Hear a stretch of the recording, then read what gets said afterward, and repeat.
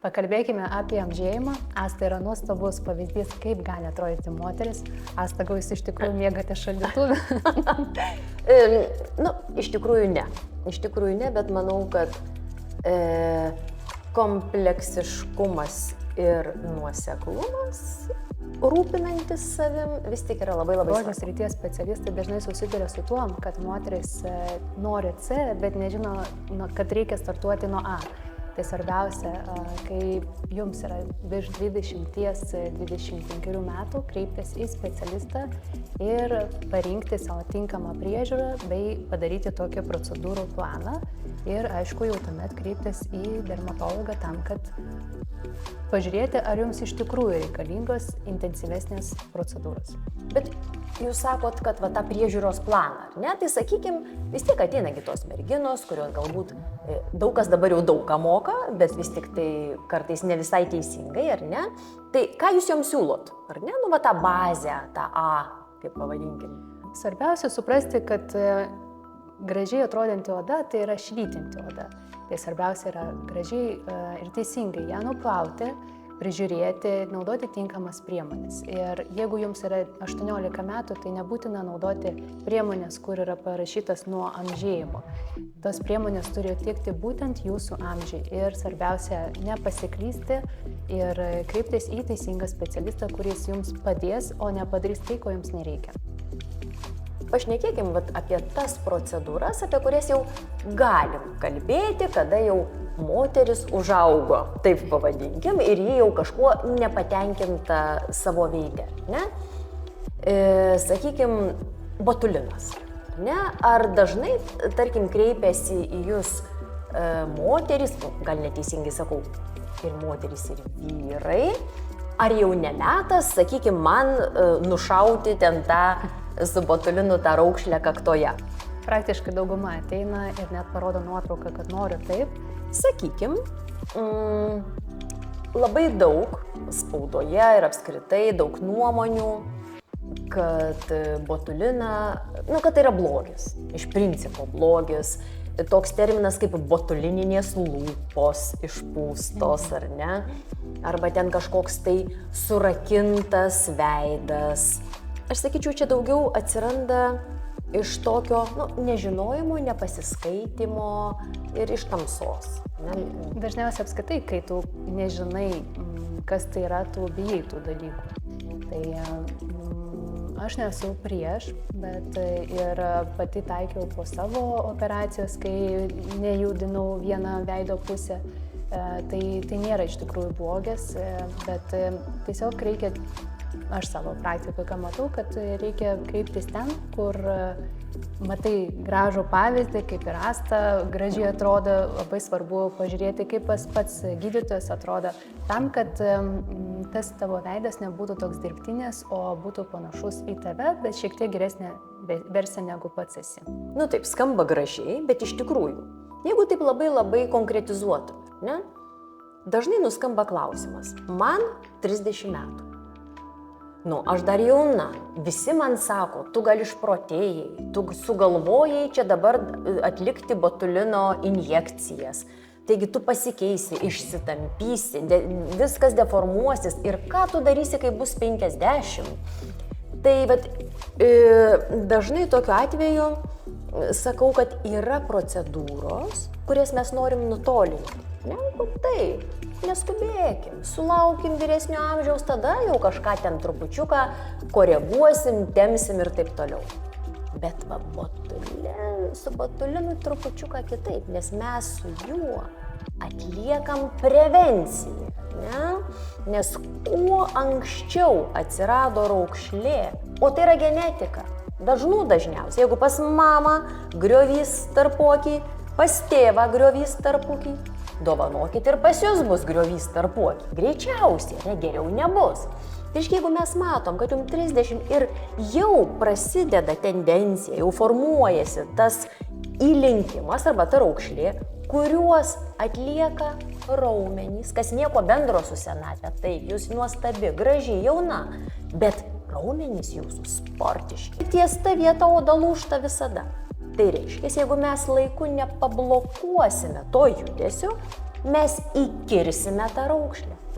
Iš tikrųjų galima tiek namų sąlygom su masažo pagalba, su typais taip pat klijuoti nakčiai pagalba mažinti, bet matau ir žinau, kad tam tikrais atvejais nieks nepadės apart botoksą. Žinoma, tuo atveju, jeigu mes sieksim to tikrai puikaus rezultato, ar ne? Visiškai kartais ateina ženkliai vyresnės moterys. Ir čia turi gilų griovį, ir čia. Ir sako taip, atėjau, bet čia yra man toksai spogelis mažas.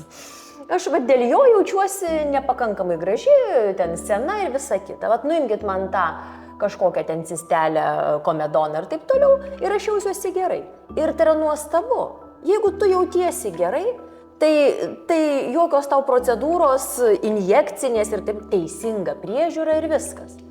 Bet jeigu tave erzina ir jeigu tu matai, kad tai gilėja, tai reiškia, vertėtų pagalvoti apie tai.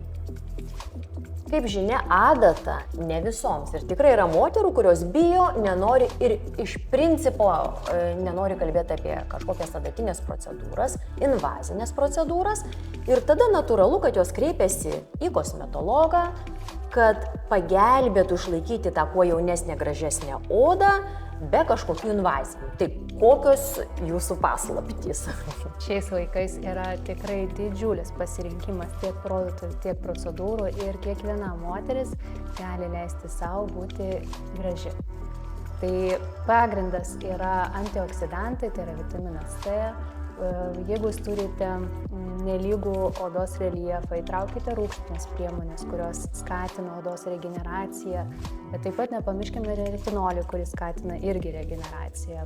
Kolagenas, elastinas, tranexamo rūgštis, azelino rūgštis kartu su vitaminu C turi puikų rezultatą. Tai yra daug begalių procedūrų, tiek priemonių ir mes kosmetologai naudojam dar ir aparatinę kosmetologiją. Kas liečia namų priežiūros, tai dar pati neatradau tokią stebuklingą aparatą, kuris namuose padarytų wow efektą, bet po truputį vis atsiranda naujų gadžetų, bet jų dar kaina tokia man kandžiojusi, tai manau, kad su metais situacija pagerės. Bet tada klausimas skambėjo taip, lyg tai viskas labai brangu. Ar gali būti ar ne? Ar gali būti, kad, sakykime, jeigu tu namuose rūpiniesi arba kreipiesi kosmetologą, be injekcijų, be kažko, bet priežiūrai, ar tai yra prabangos, ar tai yra toks kaip emas reikalas? Apskritai, kas yra brangu, tai kiekvienam yra skirtingai, bet jeigu jūs norite nuo kažko startuoti ir pradėti, įtraukite paprastą hialurono rūgštį ir jau pamatysite teigiamą rezultatą. Jūsų oda bus gaivesnė, labiau pridrėkinta ir nebūtina investuoti ir pirkti brangiausius produktus tam, kad turėti gerą rezultatą. Tiesiog reikia žinoti, ko reikia jūsų odai. Man labiausiai patinka tas rytas, kai atsikeli ir veidrodį matau išvalytą, skaisčią odą be pigmentinių dėmių, pridrėkinta ir pati mėgstu atlikinėti tiek veido valymo procedūrą savo, tiek drėkinimo. Ypatingai mėgstu lepinti savo grožį. Ir Asta, ką jūs mėgstate atlikinėti savo? Tikrai pritarsiu, kad kai oda atrodo sveikai, tai jinai ir gražesnė, ir jaunesnė. Žodžiu, tikrai reikia tą daryti, nepamiršti, kad kaip mes rūpinamės dantimis. Kad jie būtų gražūs, balti, higiena, priežiūra ir taip toliau. Lygiai taip pat mes rūpinamės savo odą.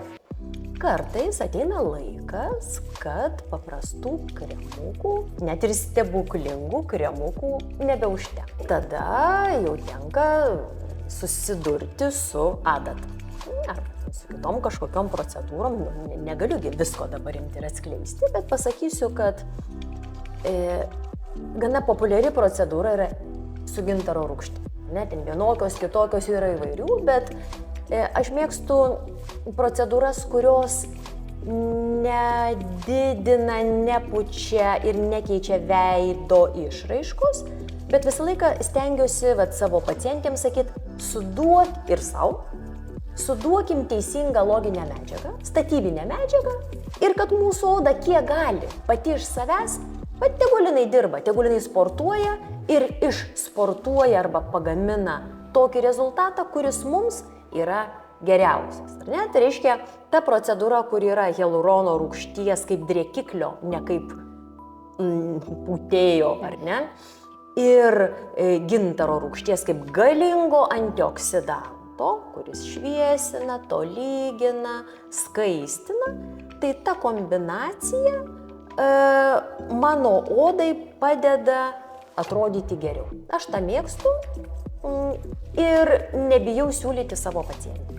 Man ypatingai patinka rezultatas, kas turi rožinę, kai padarom rūgštinės procedūros kosmetologijos kabinete ir tuomet dermatologai atlieka gintaro rūgštį, oda tiesiog švyti ir džiaugiasi tiek mano širdis, tiek mano klientai. Iš tikrųjų, čia yra labai gera tema, Katerina palietė, kad gražios nori būti ne tik tos moterys, kur turi gerą odą, o tai ką daryti tom, kur turi spuogus, kur turi rozacėją ir taip toliau.